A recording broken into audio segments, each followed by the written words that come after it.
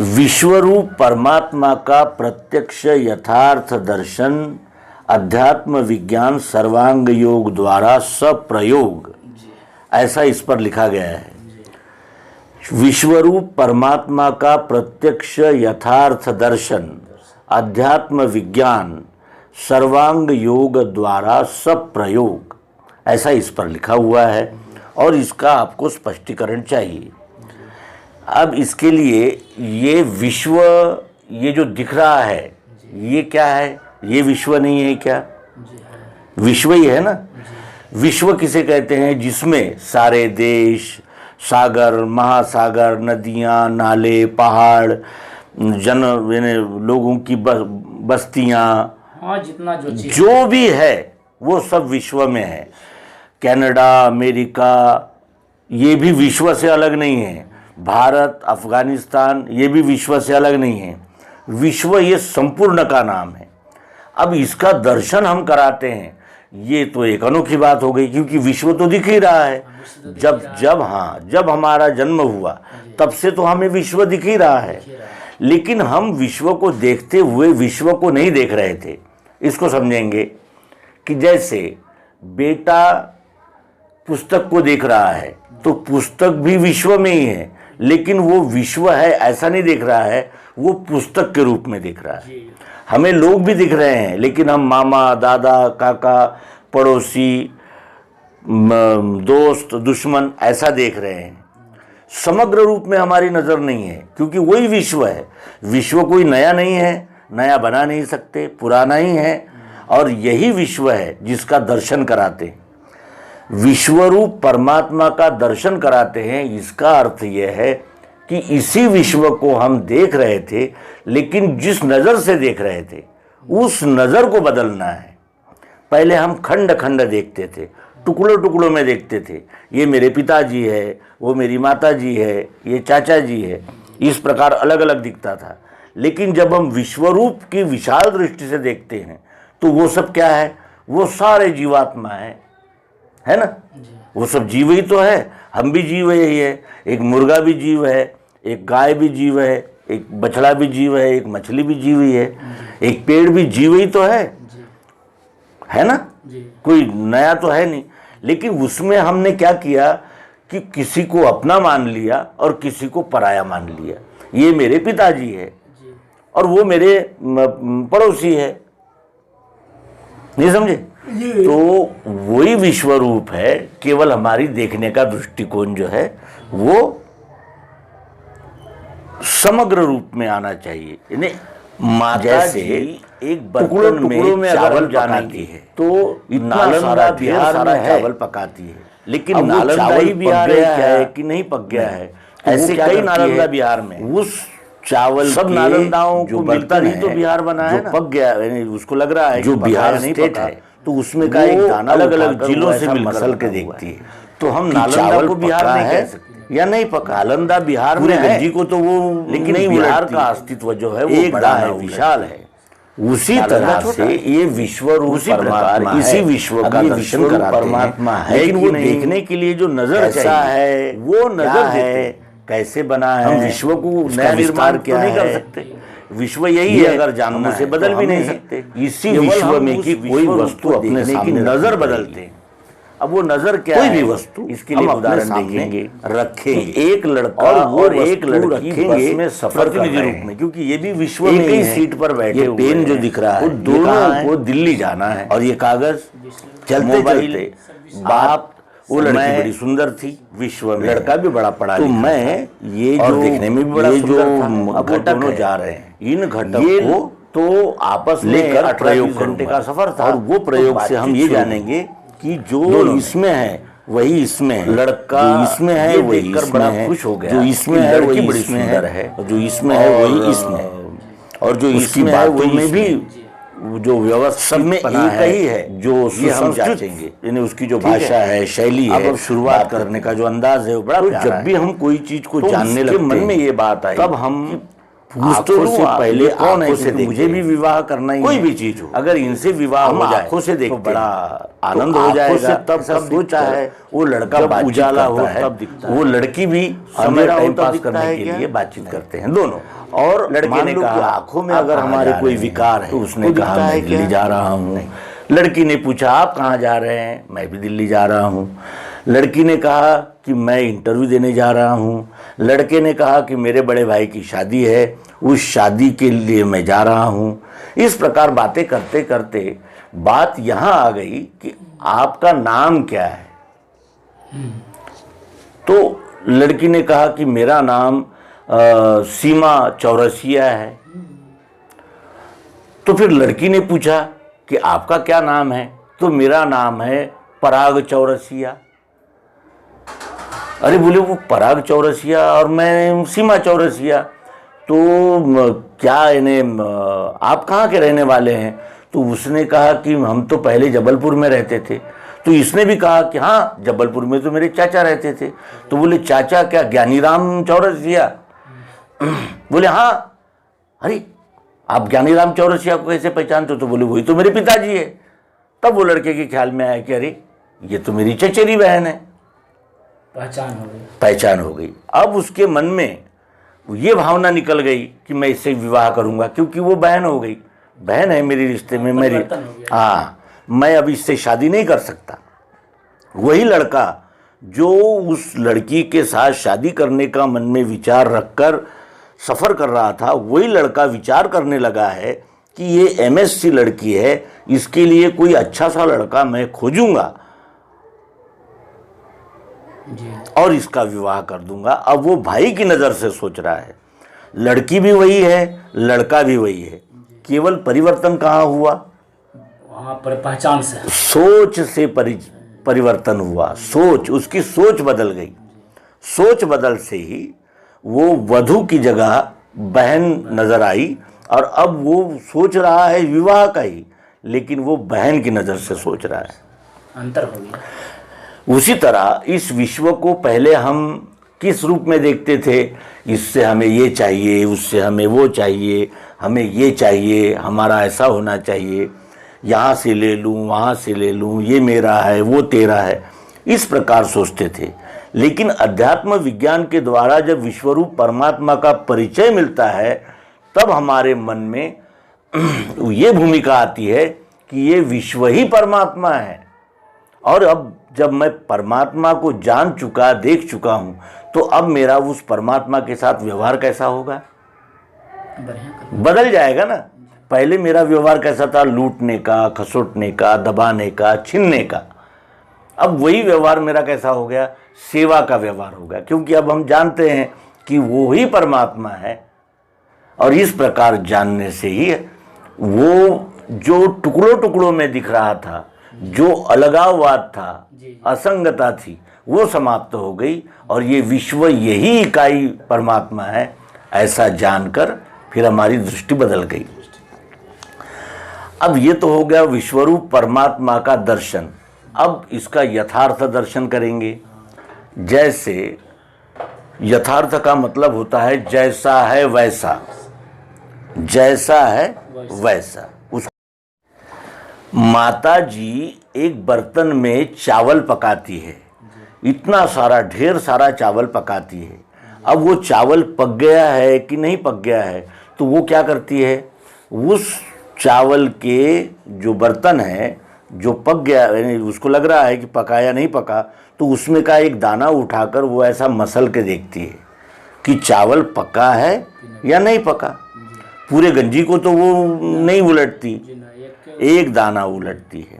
उसी तरह से ये विश्वरूप परमात्मा है। अब ये विश्वरूप परमात्मा है कि नहीं, कैसा है, क्या है, कैसे बना है, इसका विस्तार क्या है, ये अगर जानना है तो हमें इसी विश्व में की कोई वस्तु अपने सामने रखनी पड़ेगी। कोई भी वस्तु हम अपने सामने रखेंगे और वो वस्तु रखेंगे प्रतिनिधि रूप में, क्योंकि ये भी विश्व में ही है। ये पेन जो दिख रहा है ये कहाँ है? और ये कागज, मोबाइल, आप, मैं, विश्व में है। तो मैं ये जो घटक है, इन घटक को लेकर प्रयोग करूँगा, और वो प्रयोग से हम ये जानेंगे कि जो इसमें है वही इसमें है, जो इसमें है वही इसमें है, जो इसमें है वही इसमें है, और जो इसमें है वही इसमें है, और जो इसमें है वही इसमें है।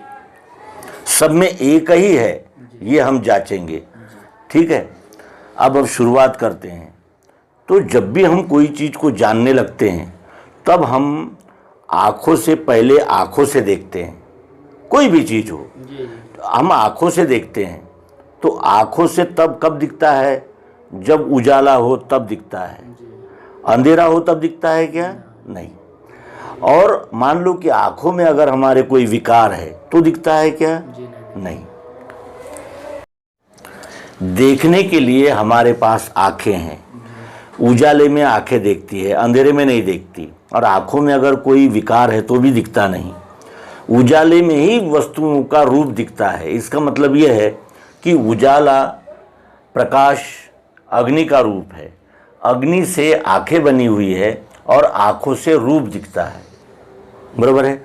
तो ये रूप इस पेन को भी है, इस कागज़ को भी है, इस मोबाइल को भी है, इस बॉक्स को भी है, हमको भी है, आपको भी है ना? रूप ही रूप है।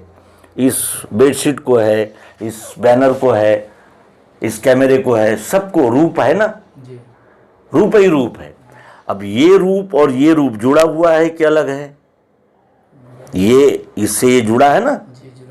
ये ऐसा खड़ा रूप दिख रहा है, तो ये इस तरह का रूप दिख रहा है, फिर ये इस तरह का।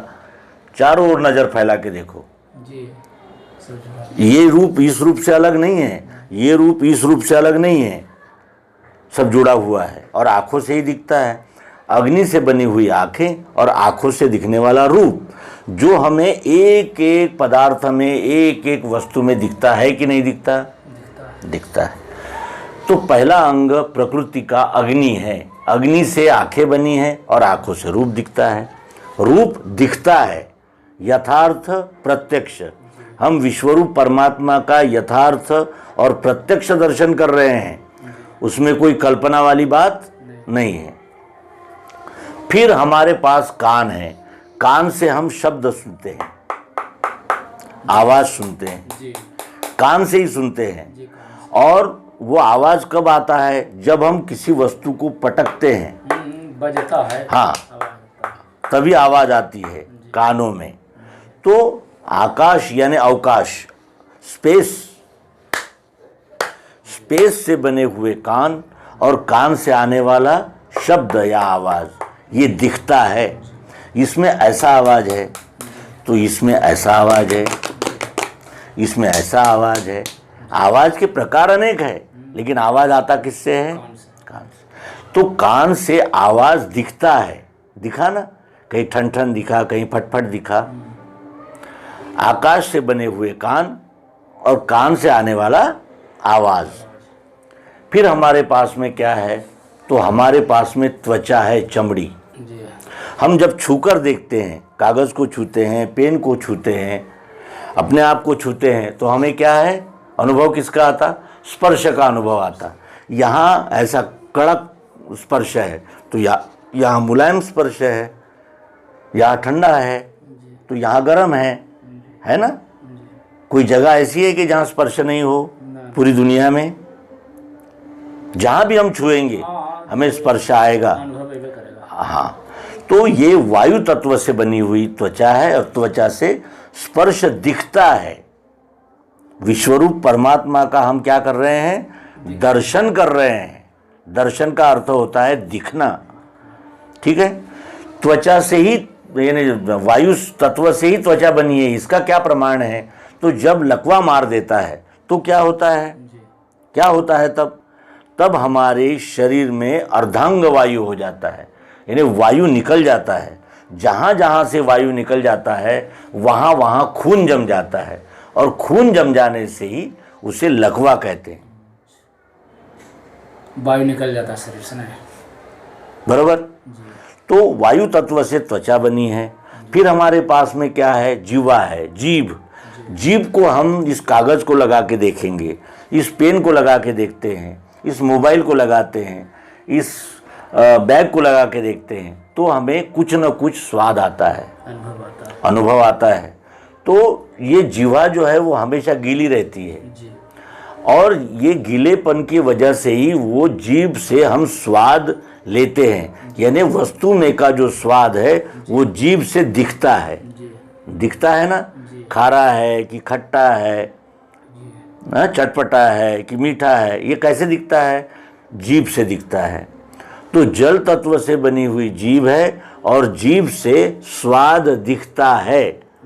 हम यथार्थ दर्शन कर रहे हैं। फिर हमारे पास नाक है, हमने नाक से सूंघ कर देखा, यहाँ सूंघा, यहाँ सूंघा, जहाँ जहाँ हम नाक लगा के सूंघेंगे हमें कोई न कोई गंध आएगा।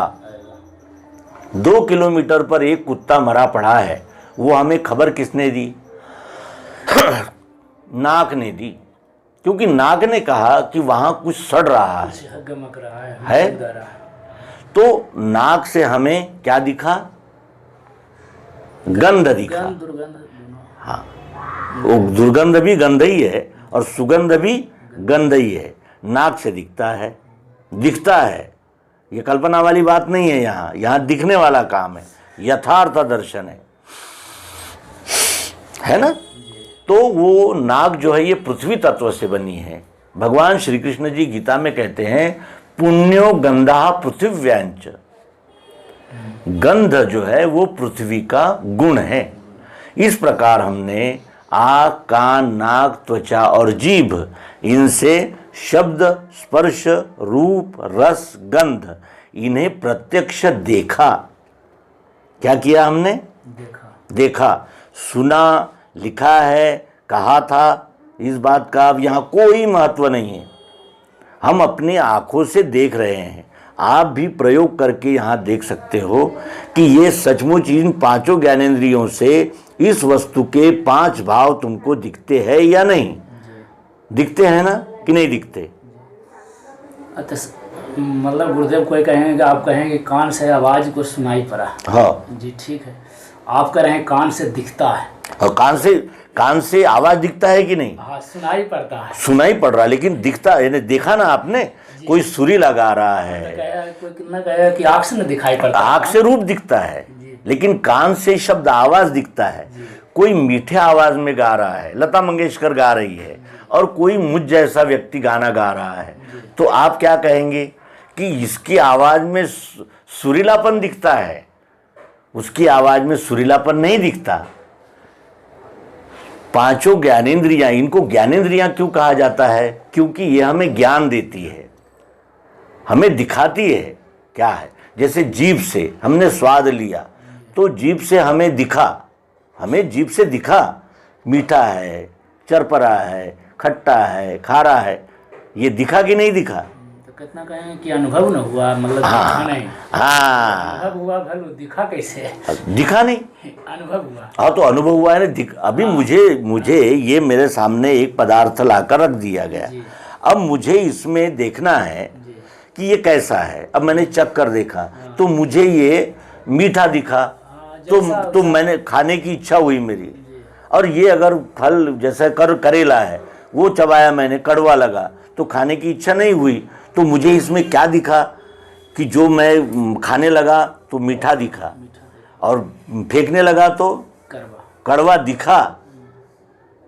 मैंने सुना नहीं, उसमें गुण दिखना। हाँ, दिखा। तो ये 5 ज्ञानेंद्रियों को ज्ञानेंद्रिया कहते हैं। क्यों? क्योंकि ये ज्ञान देती है। कानों से हमें शब्द का ज्ञान मिलता है, त्वचा से स्पर्श का ज्ञान मिलता है, नाक से गंध का ज्ञान मिलता है, इस वस्तु में शब्द, स्पर्श, रूप और गंध देखा किसने? मैंने। हमने इन इंद्रियों से देखा, सुना नहीं, गुण, रजोगुण, तमोगुण देखा किसने? ठीक है, मैंने। अब इसके अनंतर इस वस्तु में 4 जरूरत, प्रियत्व, उस मन से इस वो अक्षरात्मा देखी कि मन कैसा है, तो वो मैं अहंकार, संकल्प, विकल्प करता रहता है। ये जो भी जानना चल रहा है, जानना कौन चाहता है? मैं। संकल्प मैं जानना, संकल्प किसे कहते हैं? कि जो इसमें है, और वही सब में कहते हैं करना नहीं है। ये कौन जानना चाहता है? करना है, करना नहीं है, करना है, करना नहीं है। पृथ्वी जल अग्नि वायु आकाश मन बुद्धि और अहंकार विकल्पों में ये मन है, डोलता है, हमेशा घूमता ही रहता है। अब मन को भी देखेंगे जैसा और अभी दिख रहा है, मन जो है वो अंदर है। 25 साल के बाद ऐसा ही दिखेगा। जैसे हम कान को छूकर देख बदलता रहता है, नाक को छूकर देखेंगे, त्वचा को छूकर देखेंगे, वैसा मन को छूकर नहीं देखा जा सकता। सूक्ष्म नहीं तो विश्व नहीं, सूक्ष्म को जानने विश्व में जो उपस्थित हर वस्तु है वो इस्तेमाल करना होगा। अगर हमने विश्व को देखना वस्तु बदलती तो हमने स्थूल का विश्व नहीं बदलता, विश्व तो जैसा है वैसा ही रहता। अब सूक्ष्म को उसे अविनाशी का सहारा लेंगे। अब हम इसी वस्तु अविनाशी क्यों कहते हैं? इसकी उसमें कोई परिवर्तन होता ही नहीं। अब हम परिवर्तन उसके अंतर्गत होता है। ये अच्छा लिख रहा है, परिवर्तन इन वस्तुओं में होता है। इन वस्तु को जो धारण किया हुआ विश्व है उसमें कोई परिवर्तन है क्या? इसे शास्त्रीय भाषा में सत्व गुण। अगर हम कहते हैं कि विश्व में कोई परिवर्तन नहीं हो रहा है, लिख रहा है, तो क्या ये बात फिर ये लिख तो रहा है विश्व में परिवर्तन नहीं हो रहा है, ऐसा लिख रहा है। रुक इंडोनेशिया का शाली भाषा में शहर रजोगुण के किनारे था। एक दिन और ये विचार करे, इसकी स्याही खत्म हो गई, अर्थक्वेक काम नहीं कर रहा है, उसमें तो वो हाँ, जो शहर था तो आधा हिस्सा समंदर में मिल गया। इस प्रकार परिवर्तन सतत होते ही रहते हैं। अच्छा होते नहीं है और बुरा, लेकिन कभी ऐसा होगा कहते हैं ये विश्व ही समाप्त हो जाएगा, रजोगुण कहते हैं, और बुरे को कहीं टूटता है तो कहीं बनता है। ठीक है, ये हमने हम ही छोटे थे और मन से बड़े हो गए हैं, ये पेन कैसा हम नहीं रहेंगे तो मन ने मतलब शरीर से तो हम नहीं रहेंगे। अच्छा, लेकिन हमारा बेटा फिर ये कुछ दिनों के बाद इसकी वो तो रहेगा, खराब हो गई। ये नहीं, ये मन ने रूपांतरण होते हुए भी सत्य है, टाइम पास हो जाता है, लेकिन ये अच्छा नहीं। नाम परमात्मा थोड़ा अच्छा है और सच दो नहीं होते।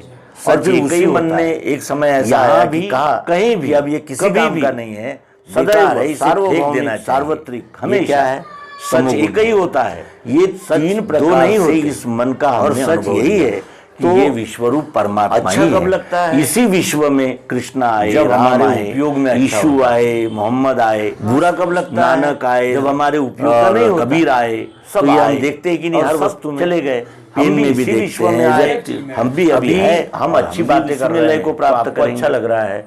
फिर हम सिनेमा की बात करेंगे तो अच्छा और बुरा लगेगा, वो परमात्मा। और यदि हम परमात्मा हिंदुओं के लिए अलग है, बुरे लगेंगे, मुसलमानों के लिए, आपके लिए, मेरी इस तरह ये मन त्रिगुण, हिंदू कान से सुनता है और मुसलमान जो हमें एक कण में दिखता है सुन सकता है। ये मोबाइल अच्छा चल रहा है, क्यों गुणी है?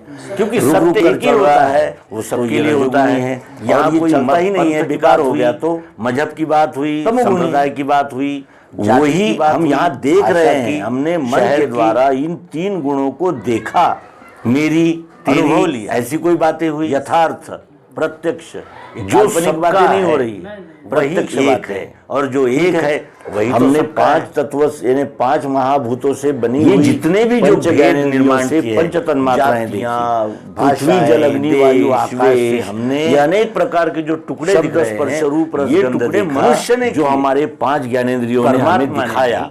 कान ने इसीलिए इस परमात्मा को जानने के लिए सबसे बड़ी बात यह है कि हम मत और आंखों ने रूप दिखाया, ग्रंथों की संकुचित मन के संकीर्ण हमने जाना को छोड़ दे, हमें 3 गुण अपने आप को खुला बराबर है विशाल बनाएंगे, तभी इसके आगे हमारे पास बुद्धि है, जान सकते हैं।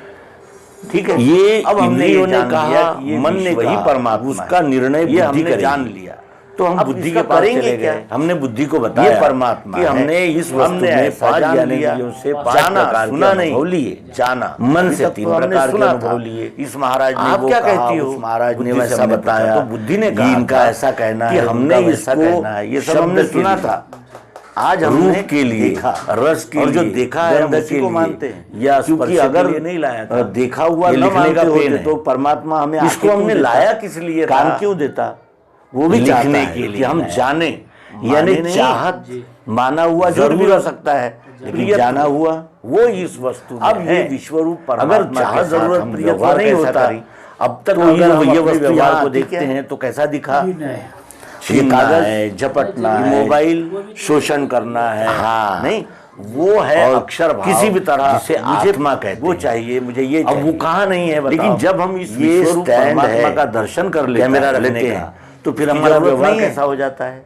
सेवा का व्यवहार हो जाता है। ये वस्त्र हमने पहने, सेवा कितने तरीके से कर सकता है। ये मोबाइल है, इसकी आवश्यकता नहीं। 4 पेन की आवश्यकता है, 5वां तरीका है ही नहीं।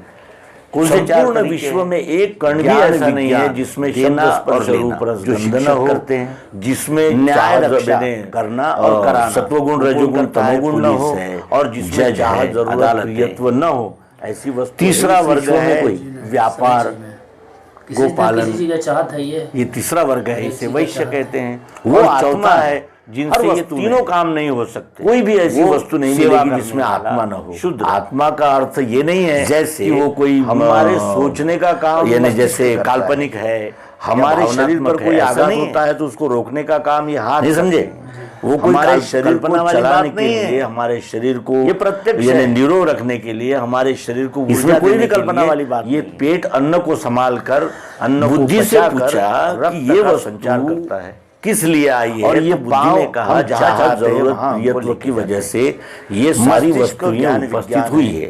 अब यहाँ देखें कि मैं अगर बाजार में जाकर गोपालन है कि भाई ऐसे नीली नीली लंबी लंबी वस्तु देना तो क्या मिलेगी, तो हम अपने आप हमने कहा कि इसका हमें क्या योग्यता है, वो वस्तु दो तो मिलेगी। अगर हमें ज्ञान विज्ञान देने इसका आवाज ऐसा आता है, ज्ञान विज्ञान के द्वारा मुझे चाहिए मिलेगी, की सेवा नहीं मिलेगी। यदि हमने कहा अच्छी तेज है, अच्छी बुरी और न्याय प्रियता, इन 3 दशाओं में परिवर्तन होने वाली वस्तु का कर्तव्य कर सकते, तो क्या मिलेगी। यदि हम व्यापार कर सकते हैं, गोपालन कर सकते हैं, या फिर हमने कहा तो हम वैश्य है कि लिखने की उस दृष्टि से परमात्मा की सेवा पालन पोषण के ढंग से कर सकते हैं, पेंसिल भी दे सकते हैं, या फिर हमसे ये तीनों नहीं बनते, उससे भी नहीं होगा, तो हम सेवा क्या करना होगा, शरीर का नाम रखना, सेवा कर सकते हैं। जब हम वही काम अभी भी कर रहे हैं चाहिए, लेकिन अभी तक पेन मिलेगा क्या, वो न जाने मोबाइल चाहिए तो मोबाइल मिलेगा। अब हम तो नाम लेते कर रहे हैं, ये वस्तु में होता है, जैसे नाम लिया तो ये पिता को पिता पेन में चाह जरूरत प्रियत्व लिखने का, और एक व्यक्ति को व्यक्ति जानकर सेवा करना। फिर इसमें कितना बड़ा अंतर होता है, बुरा और अच्छा जान कर करो, ऐसे तीनों अनुभव आते हैं कि इसी वस्तु में से ही, इसी वस्तु में स्पर्श है कि नहीं, और यही शब्द है कि नहीं। भगवान श्री मायानंद जी चैतन्य इन्होंने और सर्वांग योग इसी वस्तु में बताई है, और इसी वस्तु जिसका नाम क्या है, पेन ने आपके समक्ष किया। अब ये सारी इस पर यदि आपके कोई प्रश्न हो तो हम पेन भी यही है, बैनर का निराकरण करने का, कैमरा भी यही है, सब धर्मदेहर सद्गुरु अलग अलग नामों में बिखरा हुआ है। अब ये सबको अगर एक ही नाम में पुकारना हो तो हम किस नाम से पुकारेंगे, हाँ किस नाम से पुकारेंगे। इसको तो हमने पेन कह दिया, इसको हमने चश्मा कह दिया, इसको हमने मोबाइल कह दिया। अगर इन सारी वस्तुओं को एक साथ पुकारना हो, एक ही नाम देना हो, तो हम क्या कहेंगे, विश्व कहेंगे, पूरा विश्व। अब ये विश्व है तो ये विश्व परमात्मा कैसे है, ये तो विश्व है, विश्व परमात्मा कैसे है, तो पृथ्वी जल अग्नि वायु आकाश, इन पर हमारा कोई बस चल सकता है, हम इस पर नियंत्रण कर सकते हैं, इनको हम बना सकते हैं, तो कोई नहीं कुछ कर सकता, उसमें घटाव बढ़ाव। जो प्राकृतिक है वही परमात्मा है, परमात्मा बनाया हुआ नहीं है। परमात्मा बनाया हुआ हो सकता है क्या, क्योंकि जिससे सब बनते हैं उसको परमात्मा कहते हैं। पृथ्वी जल अग्नि वायु आकाश से हमारे आँख कान नाक त्वचा और जीभ बनी है जी। परमात्मा के ही यानी विश्वरूप परमात्मा के ही अंग से ये संकल्प विकल्पात्मक अनुभव हमें हर वस्तु में आता है। जैसे हमने कोई गोली खरीद लाए, दवाई की गोली, उसको हमने रखे रहे तो उसमें एक्सपायरी डेट होती है ना, क्यों, क्योंकि अब वो एक्सपायरी डेट के बाद यही वस्तु तमोगुण में चली जाएगी जी। इसी तरह हमने इसी विश्व में मन को भी देखा, 3 गुणों को देखा, फिर हमने इसी विश्व में चाह जरूरत प्रियत्व भी देखा, और इन सबका नाम क्या है, विश्व है। जिनसे ये मोबाइल बना है, मोबाइल में भी शब्द स्पर्श रूप रस गंध है, तो हम में भी है, माइक में भी है, कैमरे में भी है, पत्थर में भी है, फूल में भी है ना, हर जगह एक ही वस्तु। तो एक ही वस्तु से अनेक चीजें निर्मित हुई है, वो वस्तु इसका मूलाधार है। तो पृथ्वी जल अग्नि वायु आकाश और सतोगुण रजोगुण तमोगुण ये अष्टधा प्रकृति है, इसे माया कहते हैं। अष्टधा प्रकृति इसे कहते हैं। 8 है ना ये। क्या है? पृथ्वी, जल, अग्नि, वायु, आकाश, सत्वगुण, रजोगुण और तमोगुण। सत्वगुण कहते हैं बुद्धि को, रजोगुण कहते हैं इस वस्तु में शब्द स्पर्श रूप गंध देखा। किसने? मैंने। इस वस्तु में वो प्रकृति है। सत्वगुण रजोगुण उसमें जो व्याप्त चाह जरूरत प्रियत्व है, मैंने। इसमें की चाह जरूरत प्रियत्व, इस वस्तु में चाह जरूरत प्रियत्व रूप वो अक्षर आत्मा जब हम प्रयोग करते हैं तब मैंने। वो मैं पानी पीने की बोतल है, इसमें जो भी जानना चल रहा है, जानना कौन जब आप पानी इसमें भरकर लाद कर पीते हैं तो हमें जानना वो अक्षरात्मा चाह जरूरत जो इसमें है वही सब में कैसे है, ये कौन जानना चाहता है? तो इस तरह अब ये जो जितना भी हमने जल अग्नि वायु आकाश मन बुद्धि और अहंकार ये अष्टधा प्रकृति है, जगत है। ये हमेशा घूमता ही रहता है। जैसा रूप अभी दिख रहा है इस पेन का, 25 साल के बाद ऐसा ही दिखेगा क्या? बदलता रहता है। इसीलिए इसे माया भी कहते हैं। तो ये पृथ्वी तो जो विश्व तो बदलता नहीं, तो विश्व नहीं बदलता, लेकिन विश्व में जो उपस्थित हर वस्तु है वो बदलती है। विश्व की हर वस्तु बदलती है, विश्व नहीं बदलता। विश्व तो जैसा है वैसा ही रहता है, इसीलिए उसे अविनाशी कहते हैं। अविनाशी क्यों कहते हैं? क्योंकि उसमें कोई परिवर्तन होता ही नहीं, परिवर्तन उसके अंतर्गत होता है। परिवर्तन इन वस्तुओं में होता है। इन वस्तु को जो धारण किया हुआ विश्व है उसमें कोई परिवर्तन है क्या? अच्छा, अगर हम कहते हैं कि विश्व में कोई परिवर्तन नहीं हो रहा है तो क्या ये बात सच है क्या? विश्व में परिवर्तन नहीं हो रहा है। इंडोनेशिया का बाली नाम का शहर समुद्र के किनारे था। एक दिन यानी भूचाल आया, अर्थक्वेक, और उसमें वो जो शहर था उसका आधा हिस्सा समंदर में मिल गया। इस प्रकार परिवर्तन सतत होते ही रहते हैं, क्या होते नहीं है? लेकिन कभी ऐसा होगा क्या कि ये विश्व ही समाप्त हो जाएगा? कहीं टूटता है तो कहीं बनता है। हम ही छोटे थे और हम ही बड़े हो गए हैं। अब हम नहीं रहेंगे तो क्या इसका मतलब शरीर से तो हम नहीं रहेंगे, लेकिन हमारा बेटा वो तो रहेगा। यानी ये सतत रूपांतरण होते हुए भी सत्य है, और जो सच है उसी का नाम परमात्मा है। और सच दो नहीं होते, सच एक ही होता है। यहाँ भी, कहीं भी, कभी भी, सदैव सार्वभौमिक सार्वत्रिक हमेशा सच एक ही होता है। सच दो नहीं होते, और सच यही है कि ये विश्वरूप परमात्मा ही है। इसी विश्व में कृष्ण आए, राम आए, यीशु आए, मोहम्मद आए, नानक आए और कबीर आए, सब आए और सब चले गए। हम भी इसी विश्व में आए, हम भी अभी है और हम भी इसी में लय को प्राप्त करेंगे, है ना। जो सबके लिए एक है वो परमात्मा है।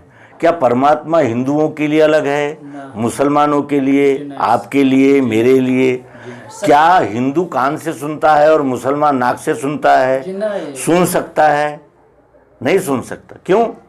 क्योंकि सत्य एक ही होता है, वो सबके लिए होता है। यहाँ कोई पंथ की बात हुई, मजहब की बात हुई, संप्रदाय की बात हुई, जाति की बात हुई, भाषा की, शहर की, मेरी तेरी, ऐसी कोई बातें हुई? जो सबका है वही एक है, और जो एक है वही तो सबका है। ये जितने भी जो भेद निर्माण किए हैं, जातियां, भाषाएं, देश, वेश, ये अनेक प्रकार के जो टुकड़े दिख रहे हैं, ये टुकड़े मनुष्य ने किए, परमात्मा ने नहीं किए। इसीलिए इस परमात्मा को जानने के लिए सबसे बड़ी बात यह है कि हम मत पंथ संप्रदाय ग्रंथों की संकुचित संकीर्ण दृष्टि को छोड़ दें और अपने आप को खुला विशाल बनाएंगे तभी इस विश्वरूप परमात्मा को जान सकते हैं। ठीक है, अब हमने ये जान लिया कि ये विश्व ही परमात्मा है, ये हमने जान लिया। अब इसका करेंगे क्या? ये परमात्मा है, हमने ऐसा जान लिया, जाना, सुना नहीं, जाना। अभी तक तो हमने सुना था, इस महाराज ने वो कहा, उस महाराज ने वैसा बताया, ये इनका ऐसा कहना है, उनका वैसा कहना है, ये सब हमने सुना था। आज हमने देखा, और जो देखा है हम उसी को मानते हैं, क्योंकि अगर देखा हुआ न मानते होते तो परमात्मा हमें आंखें क्यों देता, कान क्यों देता?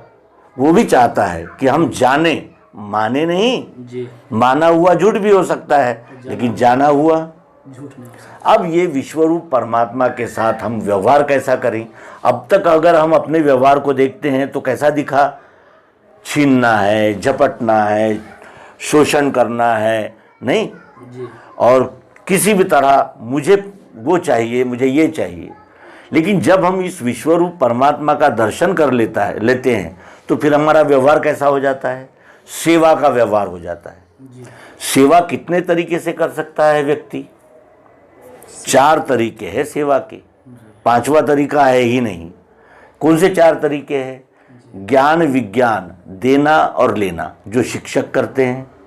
न्याय रक्षा, करना और कराना, वो कौन करता है? पुलिस है, जज है, अदालतें हैं। तीसरा वर्ग है व्यापार, गोपालन, ये तीसरा वर्ग है, इसे वैश्य कहते हैं। और चौथा है जिनसे ये तीनों काम नहीं हो सकते, वो सेवा करने वाला शूद्र। जैसे हमारे सोचने का काम मस्तिष्क करता है, हमारे शरीर पर कोई आघात होता है तो उसको रोकने का काम ये हाथ करते हैं, हमारे शरीर को चलाने के लिए, हमारे शरीर को यानी निरोग रखने के लिए, हमारे शरीर को ऊर्जा देने के लिए ये पेट अन्न को संभाल कर, अन्न को पचाकर रक्त का संचार करता है। और ये पांव हम जहाँ चाहते हैं वहाँ हमको लेके जाते हैं। मस्तिष्क ज्ञान विज्ञान है, हाथ न्याय रक्षा है, पेट व्यापार गोपालन है, और पैर ये शूद्र है, सेवा करता है। तो हम अपने आप में ही देखें कि हम में क्या योग्यता है। अगर हम में ज्ञान विज्ञान देने की योग्यता है तो हम ज्ञान विज्ञान के द्वारा इस विश्वरूप परमात्मा की सेवा करें। यदि हम में तेज है, न्याय प्रियता है, तो हम न्याय रक्षा का कर्तव्य कर सकते हैं। यदि हम व्यापार कर सकते हैं, गोपालन कर सकते हैं, तो हम वैश्य है, उस दृष्टि से परमात्मा की सेवा पालन पोषण के ढंग से कर सकते हैं। या फिर हमसे ये तीनों नहीं बनते तो हम सेवा कर सकते हैं, शरीर से सेवा कर सकते हैं। वही काम अभी भी कर रहे हैं, लेकिन अभी तक हमने जो किया वो न जानते हुए किया था, अब हम जानते हुए कर रहे हैं। कितना अंतर होता है? पिता को पिता जानकर सेवा करना और एक व्यक्ति को व्यक्ति जानकर सेवा करना, इसमें कितना बड़ा अंतर होता है। जानकर करो, जानकर जो किया जाता है उसे ही यथार्थ प्रत्यक्ष कहते हैं।